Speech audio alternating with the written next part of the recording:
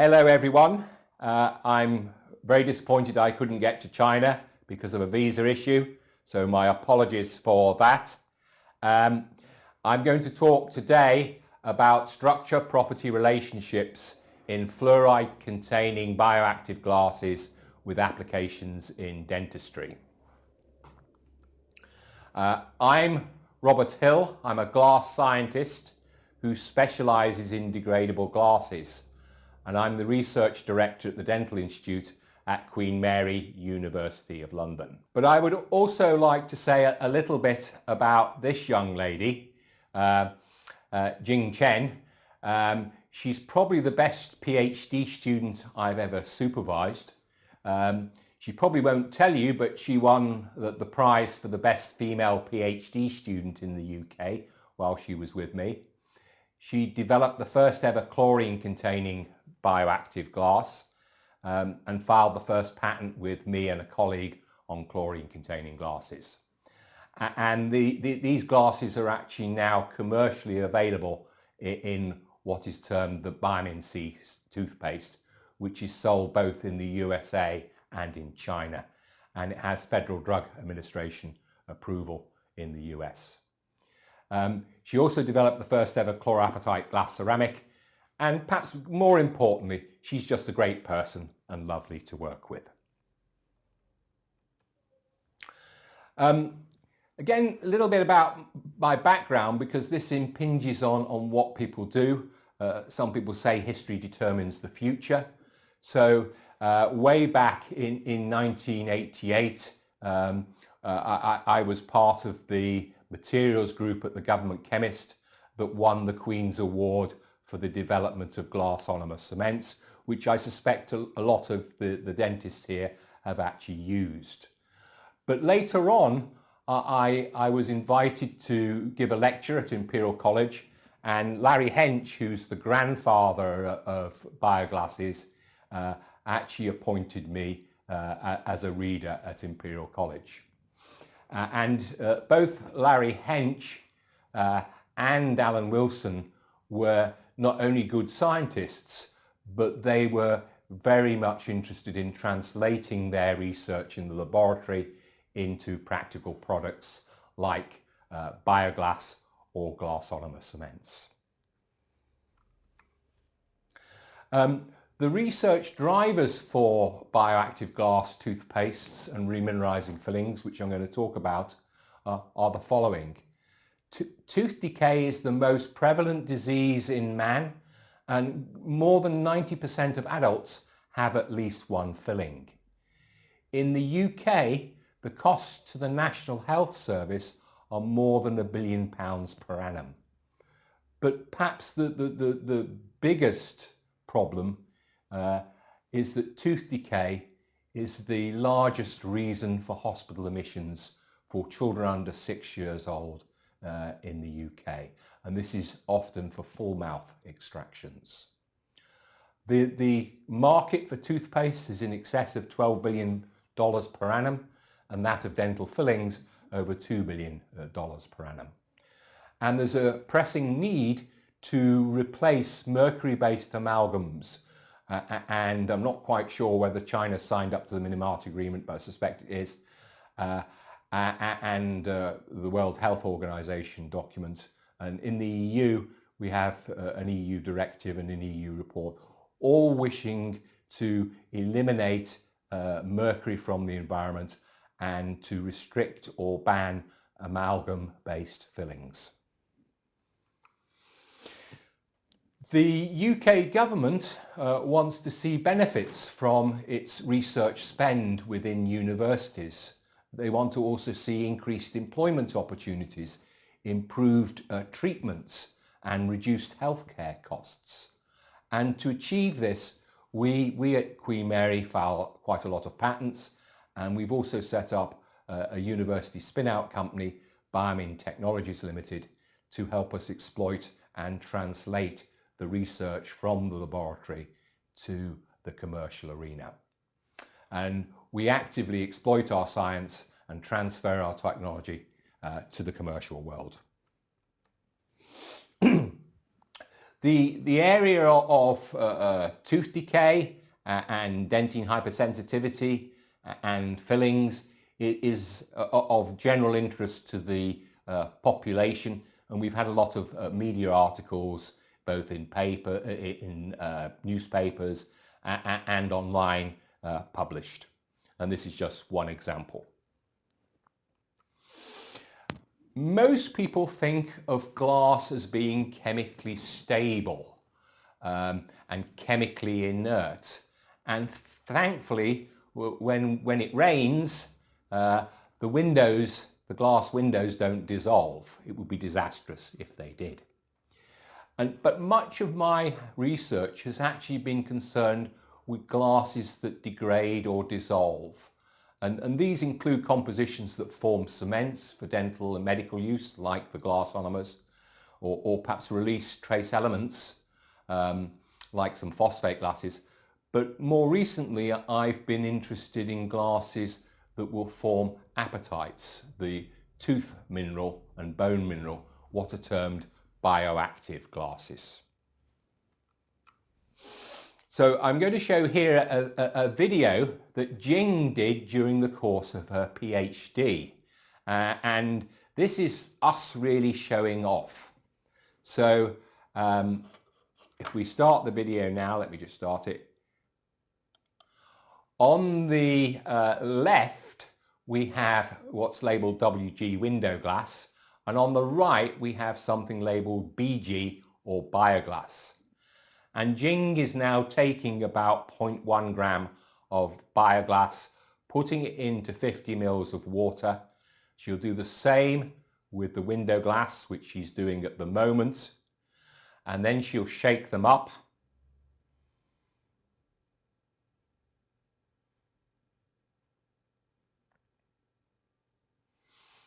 And what you'll see when she holds them up to the light is the bioglass is a clear solution. It's dissolved completely in just probably 30 or 40 seconds, whereas the window glass has formed a cloudy suspension. Now, the glass that we produced for this video actually dissolves far too quickly for any practical use. The one we actually use in the toothpaste actually takes 10 to 12 hours to dissolve. But you wouldn't want to be watching this video for 10 or 12 hours. So a bioactive glass is a glass that dissolves in the body. It releases calcium and phosphate ions, and as it does so, it increases the pH. It forms hydroxycarbonated apatite, the same mineral phase that comprises tooth enamel.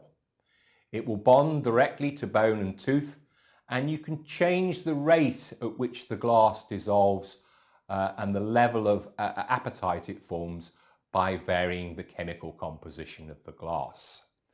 And most compositions contain silica, calcium oxide, soda, and phosphate or P2O5.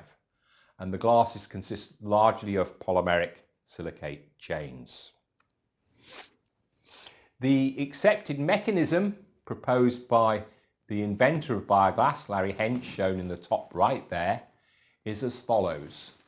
Sodium ions are exchanged for hydrogen ions at the glass surface.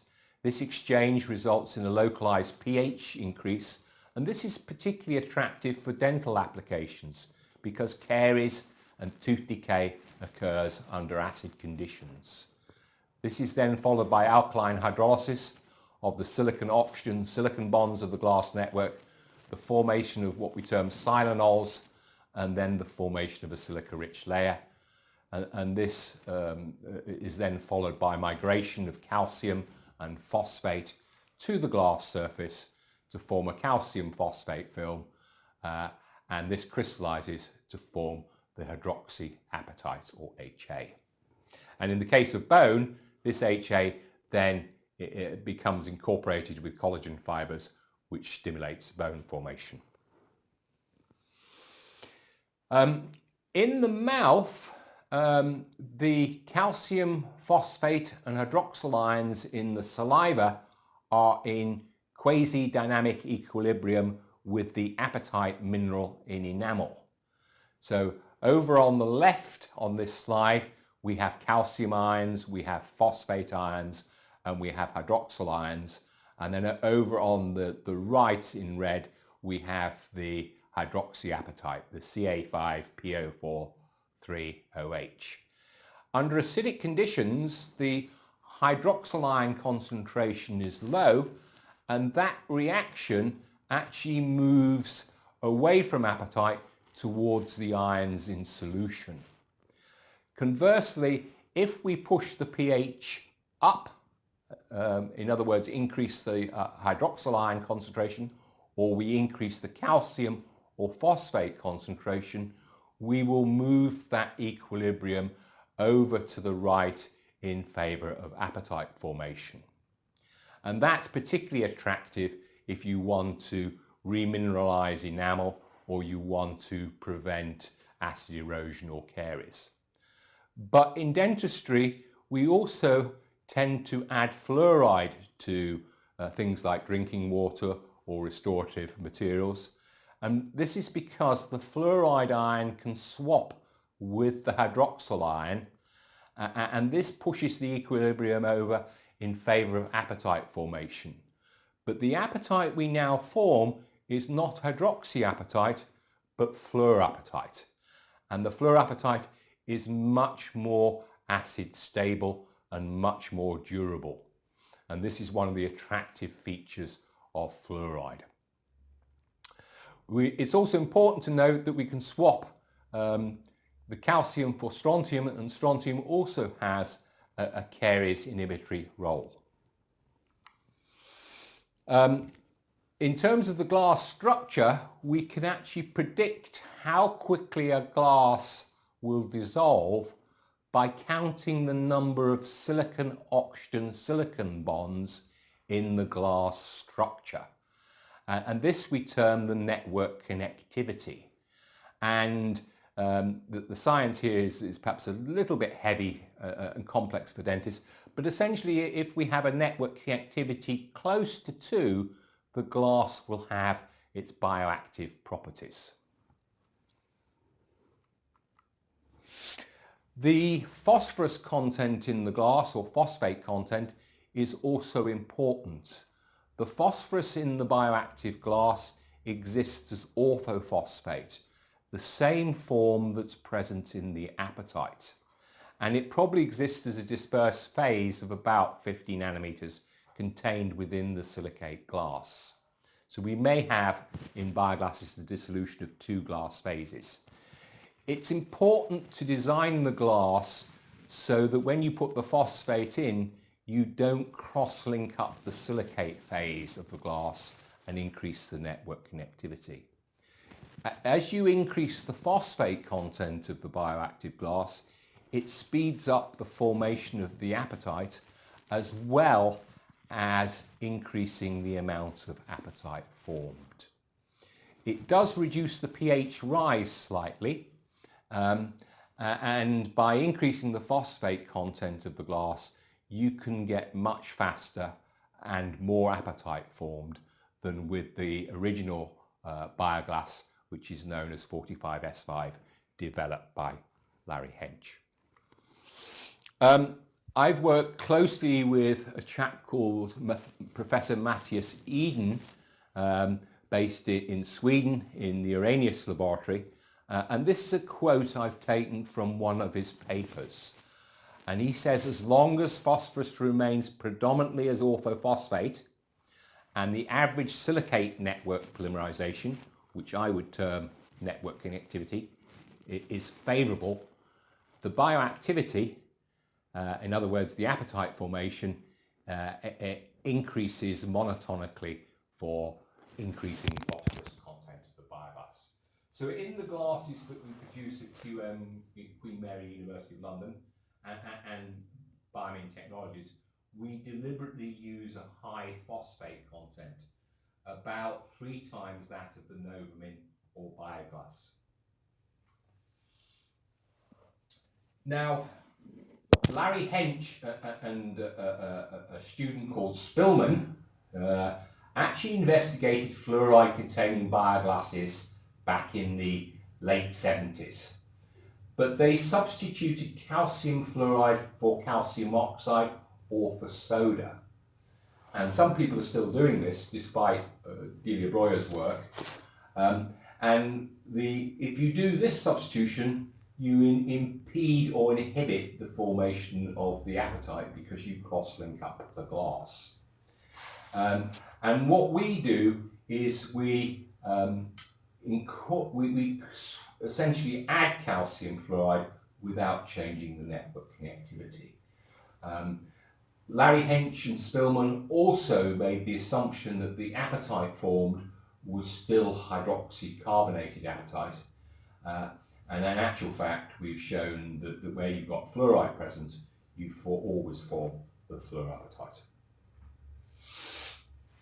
So this is, in the top right is Delia Breuer, who also worked with Jing, and we did 19F magic angle spinning nuclear magnetic resonance, and what she showed was the fluorine in the glass was surrounded by metal cations where M was largely sodium and calcium.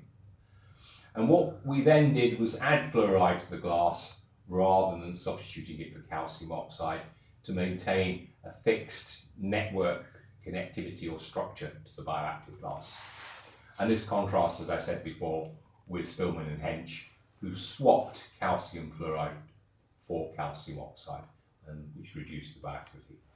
And small amounts of fluoride in the glass speed up the apatite formation and result in fluorapatite being formed rather than the hydroxycarbonated apatite. And fluorapatite is much less acid soluble, and increasing the fluorine content also reduces the pH rise slightly. You have to be careful because if you add too much fluorine to the glass, what you form is calcium fluoride or fluorite rather than the fluorapatite, the fluoride analogue of the tooth mineral. We said earlier that if you put too much calcium fluoride into the glass, then what you form is calcium fluoride. And what this graph here shows is as you increase the mole percent calcium fluoride in the glass, that the fluorapatite produced declines at the expense of fluoride being produced. So the two patterns we filed corresponds with the two arrows on the diagram. The first one is for low phosphate glasses, and the arrow at higher calcium fluoride contents is for higher phosphate content glasses.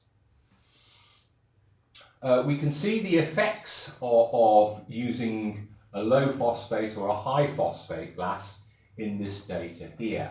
So these are Fourier transform infrared spectra, and as we go from A to F, we're increasing the calcium fluoride content.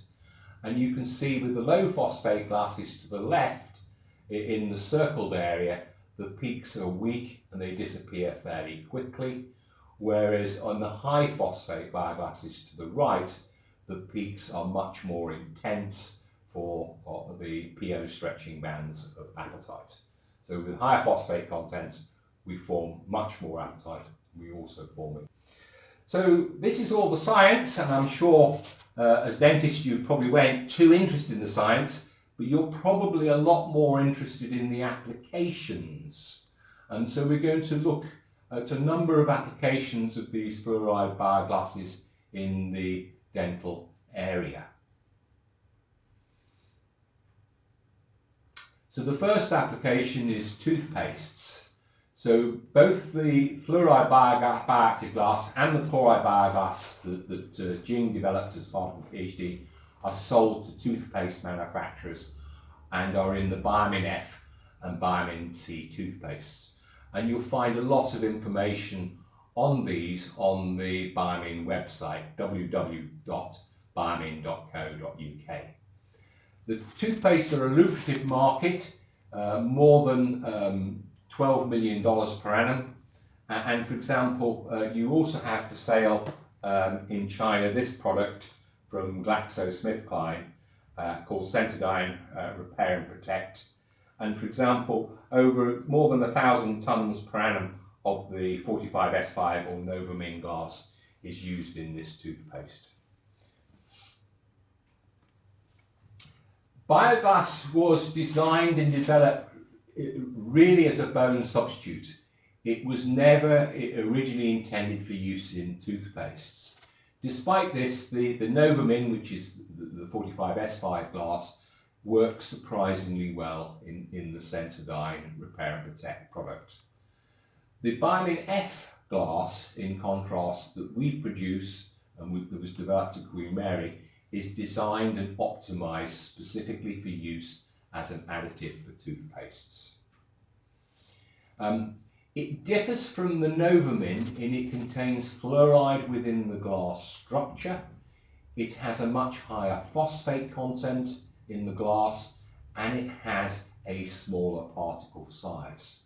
And all those changes are designed to improve its efficiency as a toothpaste for treating dentine hypersensitivity and for promoting remineralization. The BioMin F toothpaste is designed to treat 3 common problems: tooth decay or caries, acid erosion, which is the dissolution of the tooth surface, for example in acidic drinks in the absence of bacteria, and dentine hypersensitivity, which is tooth pain associated with cold or mechanical stimulation. The causes of dentine hypersensitivity are numerous. It can be the result of receding gums. For example, as you get older, the gums recede, exposing more of the root of the tooth. It can also be a result of loss of enamel through acid erosion or tooth decay, or a contributory cause is the wear of the enamel at the cervical margins where it's thinnest through excessive toothbrushing.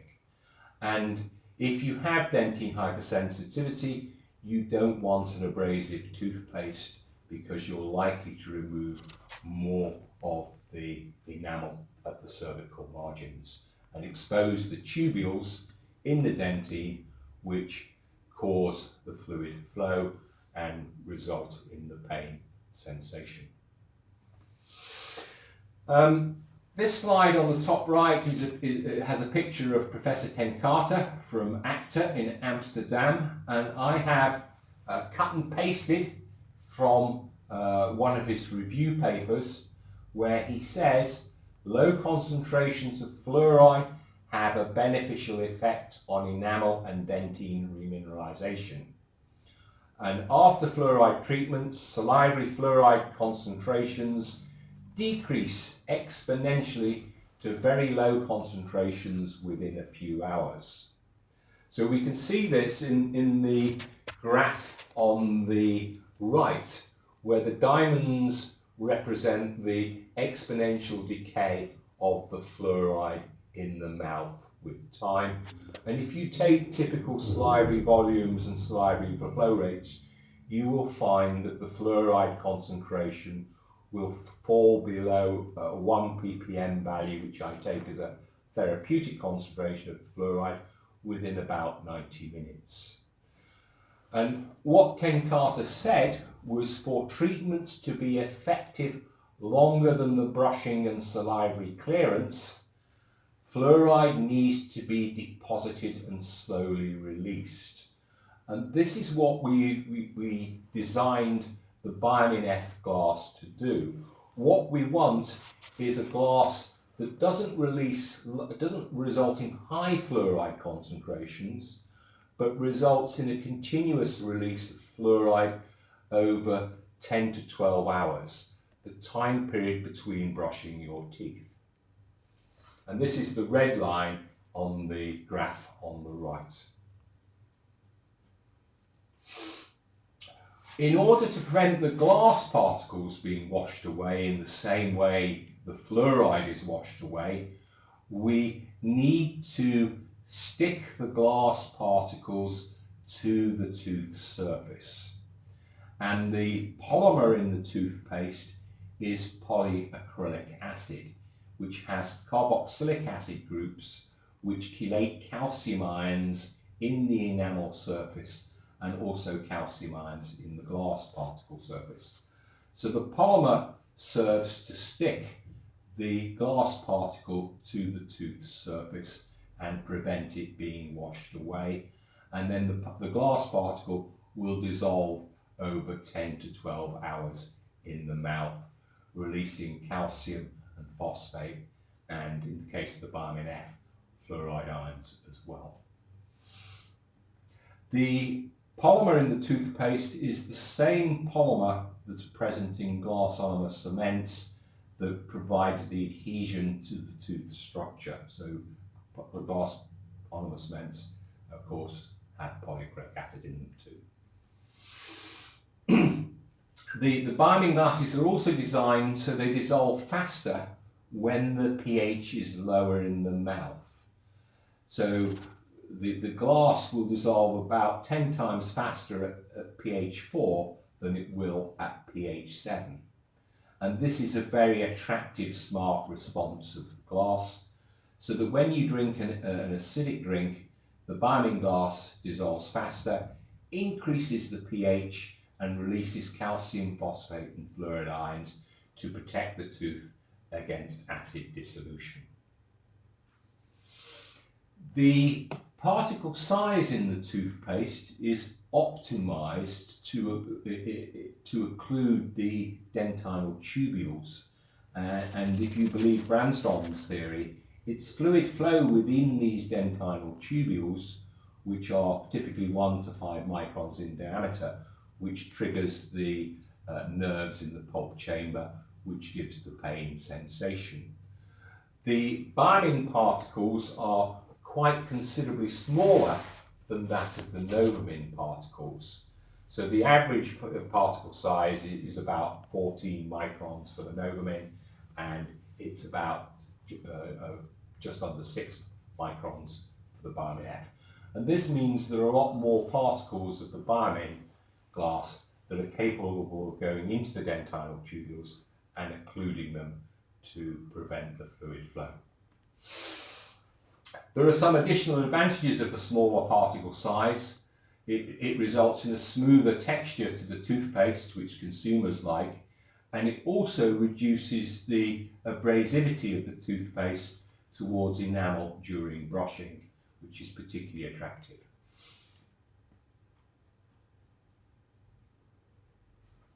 The fact that the fluoride is not washed away means the fluoride is used much more effectively in the BioMin F toothpaste, and this enables the fluoride content of the toothpaste to be reduced, and it's typically about 1/3 of that of a typical fluoride toothpaste used in Europe. So it's about 500 ppm. The lower fluoride content reduces the risk of fluorosis. Here we show the fluoride release for different time periods, and the fluoride drops with time. It's not flat top like my ideal schematic that we had before, and this is because quite a lot of the fluoride is used in fluorapatite formation. But you can see we still have 2 ppm of fluoride at 24 hours.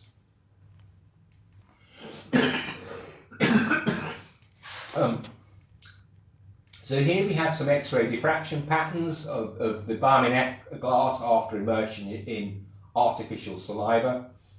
And what we can see is the development of the characteristic sharp diffraction peaks for apatite, which start at about an hour.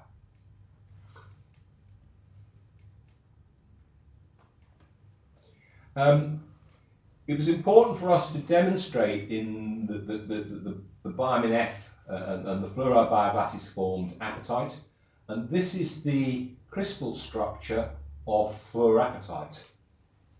And at the centre of the crystal we have the fluoride ion that's marked there, and that is surrounded by 3 green spheres which are calcium ions. And we term this site in the fluorapatite lattice an FCA3 because it's a fluorine surrounded by 3 calciums. If we had an hydroxyl ion there, the hydroxyl ion would be displaced above the plane of the triangle, and that would result in the apatite being slightly less stable towards acids. So what we're looking for is this FCA3 site, and this has a chemical shift of -103 ppm in the NMR, and what we can see is in the original glass we've got a broad spectrum for the orange spectrum at the bottom, which is glass, and then even as short as 30 minutes you can see that a broad peak developing which becomes sharper with time and has a chemical shift of -103, which shows us that we're forming fluorapatite. Here we have the scanning electron micrographs of dentine before treatment with the toothpaste, and so that's on the extreme left, and you can see the dentinal tubules here.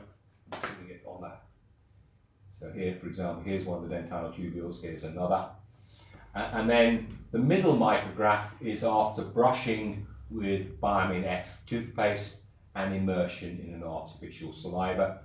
And you can see that the tubule diameter has decreased quite markedly. And you can also see, if you look carefully, some little glass particles sticking still to the surface of the dentine. When we give it an acid challenge, which is citric acid to mimic the consumption of a sugary drink, you can see that quite a lot of this surface apatite and these little glass particles are dissolved. And some of the apatite, the fluorapatite that's dissolved, reprecipitates. So we actually look to have better tubular occlusion after the acid challenge. With the other toothpastes that form, for example, hydroxycarbonated apatite or occlude the tubules with calcium carbonate, those species disappear when given an acid challenge and the tubules reopen. So the fluorapatite gives us much better, durable tubular occlusion, particularly under acidic conditions. We believe that the fluorapatite formed with the BioMin F forms not just on the surface, but it forms preferentially on the apatite-rich walls of the peritubular dentine. And in general, crystals like to form on a bit of the same or very similar crystal phase. And so the peritubular dentine, which is extremely apatite-rich, acts as a nucleating surface for the formation of more fluorapatite. We measure the fluid flow through dentine discs before and after treatment with different toothpastes, and this slide shows a summary of the different data. So here on the extreme left we have the BioMin F, which is giving about a 90% reduction in fluid flow through the tubules of a dentine disc. The NovaMin toothpaste, the Sensodyne Repair and Protect, gives quite a good performance. It's about 65%. The Colgate Pro Relief, which is the other leading brand, gives you just under 70%. And then we have some other toothpaste for comparison, a potassium nitrate one, which you wouldn't expect to occlude dentinal tubules, but contains some silica particles, for example, which do have a tubular occlusion effect, and also some nanohydroxyapatite toothpastes, which are also giving about a 50% reduction in fluid flow. We have also measured how effective the BioMin F toothpaste is in promoting remineralization. And for these studies, we take a little enamel block, which I'll show you here. So there is the enamel block, which sits in the center of a cell which contains about 2.5 mils of liquid, and we have passing through the enamel block an X-ray beam, and we measure the amount of the X-ray beam passing through the block, and from that we can determine how much mineral is present. So we start off by pumping through the cell an acid solution to demineralize the surface of the enamel. We do that for 24 hours. We then switch to an artificial saliva, and we apply the toothpaste to the enamel block every 12 hours. And we measure the rate of remineralization that occurs. And the next slide shows the data. So the block on the far right is labelled AS, which is artificial saliva. So when you immerse the enamel blocks in artificial saliva, you get a remineralization effect. The next one is Dentine Repair and Protect, which does about twice what artificial saliva alone does. And then we have MI Paste Plus and MI Paste, which you may know in China as Tooth Mousse and Tooth Mousse Plus, which is an amorphous calcium phosphate, which also does quite well. But then if you look at the BioMin F, it is about almost twice what the commercial products are, and about 3 times what artificial saliva is. So you can see the BioMin F has a very high remineralization rate. So the BioMin F toothpaste releases fluoride, it forms fluorapatite. The apatite formation process is very rapid.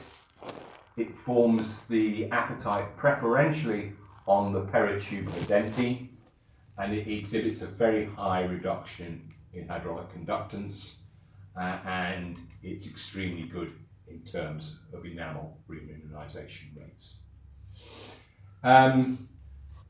One of the things as scientists where you occasionally get sent pieces by members of the public, and this lady sent me a picture of her daughter before and after treatment with BioMin F toothpaste. And you can see she had some white spot lesions on the front 2 teeth, and they seem to have disappeared after a month's use of the BioMin F. And she was a bit critical of the dentist, because this is a 7-year-old, and the dentist said, "Oh, don't worry about it. A teeth will fall out eventually and they'll be replaced. We don't need to do anything." But she said, "Oh, she looks horrible. What can you do about it?" He said, "No, don't worry about it." But she went and used the BioMin F toothpaste and got really quite a nice result. These are the toothpastes that we sell, or various other companies around the world. So we sell, for example, a version of BioMin F and BioMin C in China. The bottom one here is BioMin C that's sold in the US. We've got the BioMin F that we sell. The one on the far left is from Dentistry in Thailand, and the one top left is HiDent Pro, produced by Abbott Laboratories. We're selling it around the world. We have the patents that support the fluoride bioglasses for toothpaste, but the patents also include patents for professional dental products, and we have a strong intellectual property portfolio, and quite a lot of the patents are granted in the US. We've been operating until recently largely in the consumer products arena and toothpastes, but the core patents and technology are also useful for a wide range of other professional dental products, like, for example, orthodontic cements, restorative fillings, endodontics, adhesives, and air abrasives, for example, are all potentially good, attractive application areas and markets. So the big drive is for composites, and the existing composites are technique sensitive. You require very good moisture control. You really have to use rubber dam to get good results. You need to build up the restoration incrementally in thin layers. The bonding agents used often break down with time to couple the composite to the tooth structure. You always have gaps between the restoration and the tooth, and generally they fail as a result of bacteria permeating down these marginal gaps, resulting in secondary caries. And they are time consuming to place properly.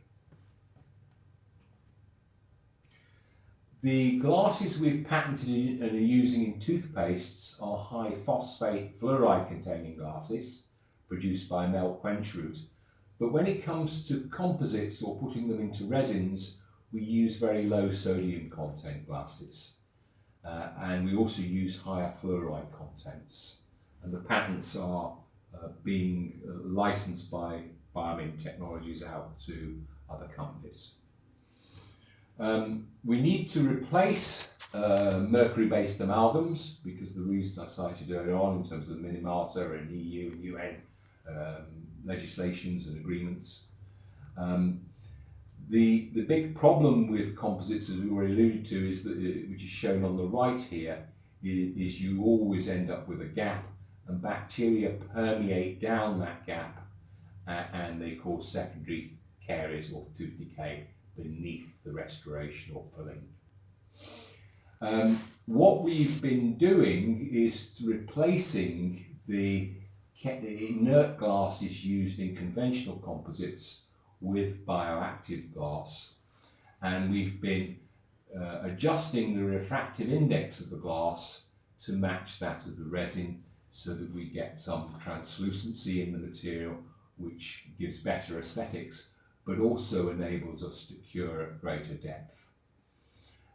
These new BioActive composites release calcium, phosphate and fluoride. They form fluorapatite as the toothpaste does. And more importantly, the ion exchange process at the surface, particularly in the marginal gaps, results in a pH rise. And the bacteria involved in caries like an acidic pH. So the increase in pH towards 7 discourages many of the bacteria associated with caries. But also, over time, we infill the marginal gap with crystals of fluorapatite, which tends to seal the gap and prevent bacterial infiltration.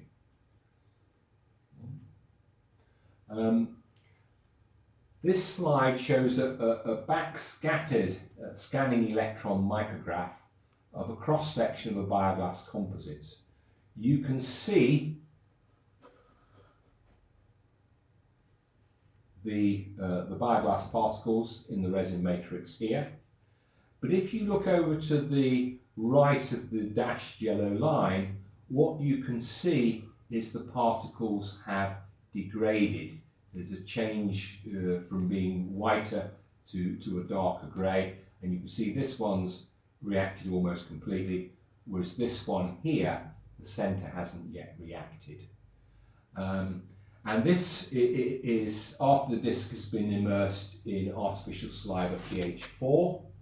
So you can see the glass particles of the surface are reacting. They're not reacting all the way through. This thickness is only about half the thickness of a human hair from the dashed line to here.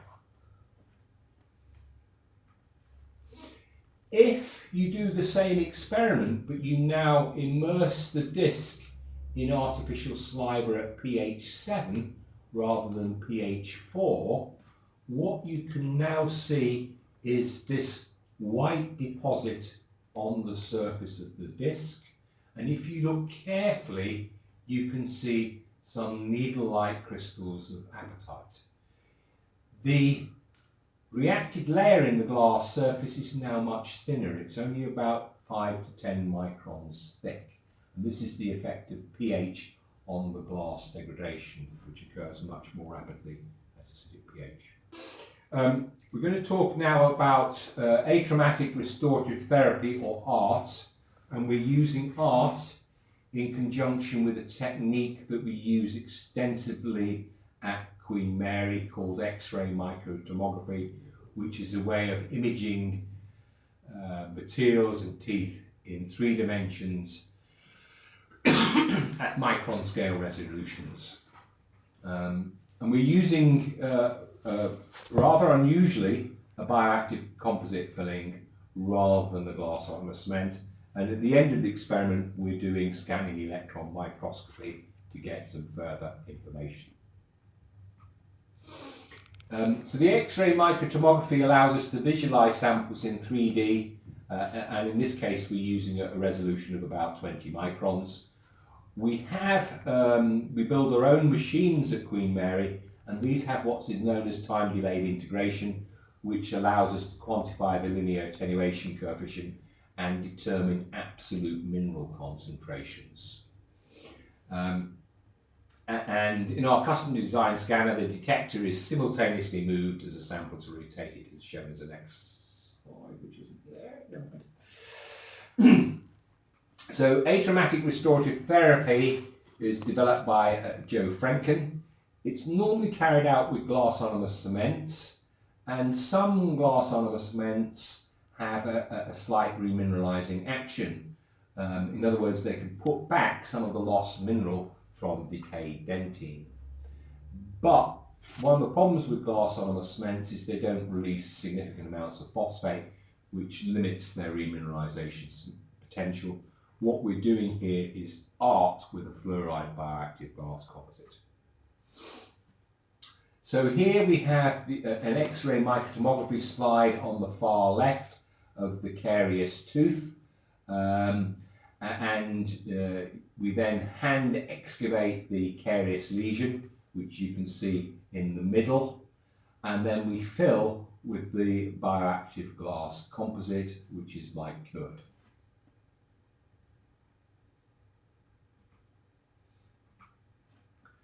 So here we have the bioactive glass composite, and the image is at 2 weeks, but what you can see here, if you look carefully down here, can you see the marginal gap that's present? You can see, in fact, a white spot lesion here, and you can also see the carious lesion. On the right, we have the graph of the linear attenuation coefficient as a function of distance along this yellow line. And the blue is the original, and the red, the green and the pink are after 2, 4 and 6 weeks. And what you can see here is an increase in the mineral content in the carious lesion and a loss of mineral in the composite surface. And you'll also see we form this little peak here as well, which is actually apatite that forms at the interface. Now, if we just click on one, I think you can just see, we'll just pop back again, just watch carefully towards where the area where the yellow arrow is. You can see the increase in the mineral content in the carious, in the hard carious dentine left after the ART procedure.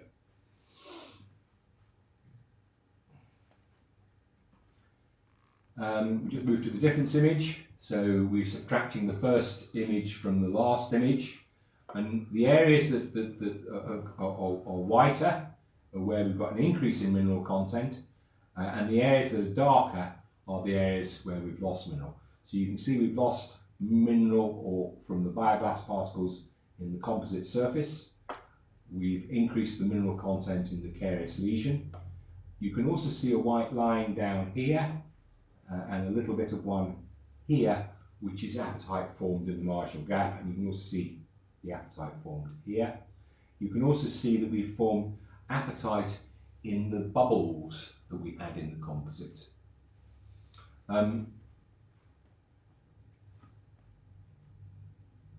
We're now going to look at SEMs, look at the microstructure after we slice the tooth with a diamond saw, and we're going to show you micrographs correspond to here, here, and here. So this is in the marginal gap, and what you can see is we've got this white deposit in the marginal gap and even in a crack that runs off the marginal gap. And this is apatite forming in the marginal gaps. Now here, whoops, I've got a timer on this. Here we have the bioglass composite in contact with sound dentine. You can see the tubular structure of the dentine running in this direction. You can see the bioglass particles in the composite. You can see the reacted layer in the composite, and you can see that these two glass particles in the composite have partially reacted. But this, here we were getting an increase in mineralization, so what we term remineralization, but this was sound dentine. So if we've got sound dentine, it can't remineralize. But if you look carefully, have a look here, if you look carefully at the dentinal tubules, you can see a white deposit on the inside surface. And this is the apatite forming on the inside wall of the peritubular dentine like we had with the toothpaste. So this is not remineralization, this is just extra mineral forming within the dentinal tubules. This slide shows the base of the cavity. And what you can see is the dark layer in the composite surface where we've lost mineral in this backscattered image. You can see an increased mineral content at the surface of the dentine. You can still see we haven't remineralized the caries lesion completely. And this is a gap that's formed as a result of shrinkage in the SEM because of water loss. So in summary, calcium and phosphate and fluoride release can result in remineralization of caries lesions left after ARC procedures. The exchange of hydrogen ions for calcium ions results in a basic pH, particularly in water-filled marginal gaps that may inhibit acidophilic bacteria, ones involved in caries. And apatite formation can occur in marginal gaps, resulting in them infilling and potentially stopping bacterial penetration and secondary caries. We're going to look now briefly at the use of BioActive glass in an orthodontic adhesive, and we're replacing the inert glass again with a fluoride bioglass. And we have calcium and phosphate and fluoride release out to 6 months. We haven't measured it any longer than that. And we also have a pH rise. So this is the problem, the big problem in orthodontics, that after fixed bracket orthodontic treatment, the patient's often left with this white discoloration as a result of white spot lesion formation on the tooth surface. And this is because it's difficult to clean and brush around the brackets, and plaque tends to concentrate in the gaps and the crevices around the brackets, resulting in demineralization of the enamel. So what we've been doing is putting BioActive glass into these adhesives, and the top one here shows a tooth with a bracket bonded with a BioActive glass adhesive and then immersed into artificial saliva at pH 4 for 18 hours. And you can see there's no whitening of the tooth surface. And this is the difference image in the X-ray microtomography, and there's no evidence of any demineralization of the enamel surface. This is in contrast with what happens with conventional orthodontic adhesive, which was Transbond XT, and you can see whitening over the tooth surface, all over the tooth surface, which is a result of pores, created in the enamel as a result of demineralization. And you can also see this as a dark line on the enamel surface in the difference image from the X-ray microtomography.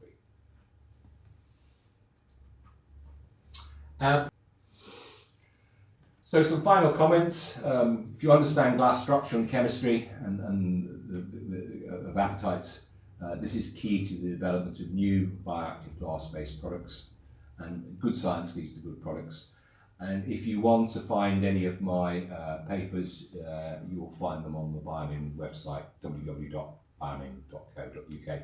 So thank you very much for listening to me. I hope you've put up with the science part of the talk, and I hope you found it interesting. And again, congratulations to Jing on our new centre. Finally, some acknowledgements from people who've helped me, funding bodies, etc., and particularly to all the people at Queen Mary and Imperial who have helped me in these studies. Thank you.